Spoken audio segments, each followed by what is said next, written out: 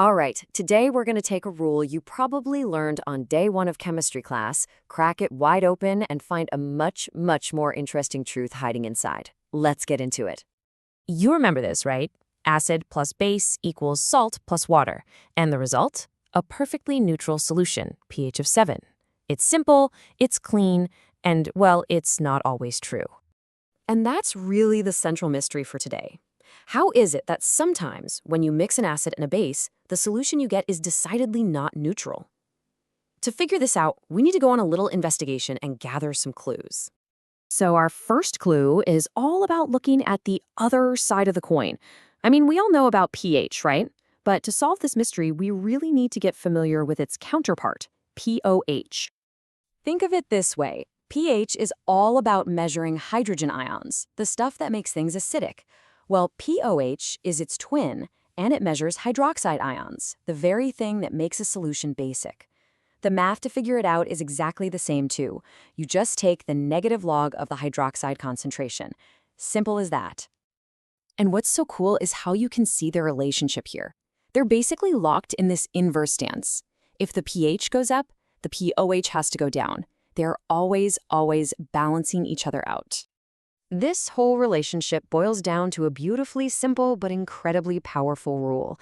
At standard temperature, if you add the pH and the pOH together, they will always, and I mean always, equal 14. So if you know one, you instantly know the other. This little equation, it's the key to our first clue. Okay, on to our second clue. You know, when chemists talk about strong acids or weak acids, that's not just a fuzzy label. Nope. It is a measurable quantity, and it tells a crucial part of our story. The secret here is a value called the acid dissociation constant, or Ka for short. Think of it like a scorecard for acid strength. A strong acid, you see, it just completely falls apart in water. But a weak acid, it only partially breaks apart, and its Ka value tells us exactly how much. So here's the bottom line, and this is important. A higher Ka value means more of the acid broke apart, which means it's a stronger acid. And just like we do with pH, we often use the P scale, pKa, to make the numbers easier to work with. But you have to remember, because it's a negative log, a lower pKa actually means a stronger acid. Let's look at some real data to make this concrete. See here? Methanoic acid has a Ka that's 10 times bigger than ethanolic acid.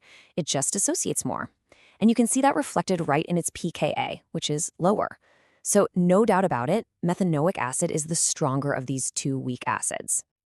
Okay, let's recap. We have our clues. We understand the pOH scale, and we know what acid strength really means. Now it's time to put it all together and finally solve this mystery of non-neutral neutralization. The secret, the whole shebang, comes down to a process called salt hydrolysis. Now, every acid has a partner. We call it a conjugate base. It's basically what's left over after the acid donates its proton. And here is the absolute key. The conjugate base of a weak acid is actually a pretty decent base. Strong enough, in fact, to react with water itself. Let's just walk through an example. Imagine we neutralize a weak acid, say ethanoic acid, with a strong base like sodium hydroxide. You make a salt, sodium ethanoate, which then releases these ethanoate ions into the water. Now remember, that ion is the conjugate base of a weak acid, which means it's a relatively strong base itself. So what does it do? It actually rips a proton right off a water molecule, leaving behind extra hydroxide ions. And what do more hydroxide ions mean? Yep, a basic solution. And this table right here, this lays out the real rules. A strong acid and a strong base, you get a neutral solution because neither of the ions that are formed is strong enough to mess with water. But mix a weak acid with a strong base, and its conjugate partner hydrolyzes water, making the solution basic. And if you flip it, a strong acid with a weak base, its conjugate partner hydrolyzes water, and you get an acidic solution. And just like that, mystery solved. Now, this isn't just some theory, we can actually watch this happen in the lab. All we have to do is look at the data from what's called a titration, where we carefully measure the pH as we add a base to an acid. The proof is right here in the curves. For a strong acid and a strong base, that equivalence point, the spot where the acid is perfectly neutralized, is exactly at pH 7. But now look at the weak acid titration. The equivalence point is clearly, undeniably above 7, in the basic range. It's exactly what our hydrolysis theory predicted. You can also see it starts at a higher pH and has this kind of flat part they call a buffer region. But hold on, there is one more amazing secret hidden in that weak acid curve. Okay, so the equivalence point is where all the acid is neutralized. But what happens at the point where it's exactly half neutralized? This is just so cool.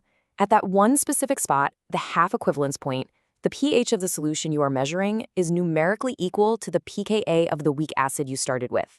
At this one magic point, you have equal amounts of the weak acid and its conjugate base, and the pH meter is literally telling you the acid's fundamental strength constant. It's a direct link from a simple lab measurement to a deep molecular property. Now remember that flat section of the curve we pointed out? That buffer region?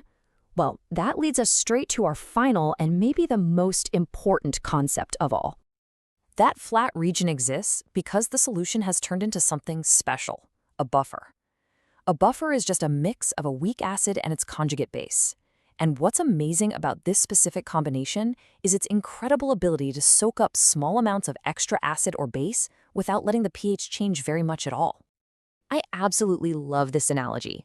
A buffer is like a chemical GPS. The pKa of the weak acid you pick, that sets your general destination, the approximate pH you want to be at. Then, by tweaking the ratio of the acid to its conjugate base, you can fine-tune your position and lock in a very precise pH. And this isn't just a clever analogy, it's described perfectly by the Henderson-Hasselbalch equation. This is the math that runs the GPS. You can see right there how the pH is anchored by the pKa, and then it's just nudged a little bit by the log of that concentration ratio. So why does any of this matter? Oh, it matters because buffers are literally everywhere, and they are absolutely essential. The pH of your blood is held in a razor-thin range by a buffer system. Buffers make sure medicines are stable and actually work. They control countless reactions in labs, in industry, and in nature itself. So we started today with a simple rule that we all learn in high school chemistry, only to find out it wasn't the whole story.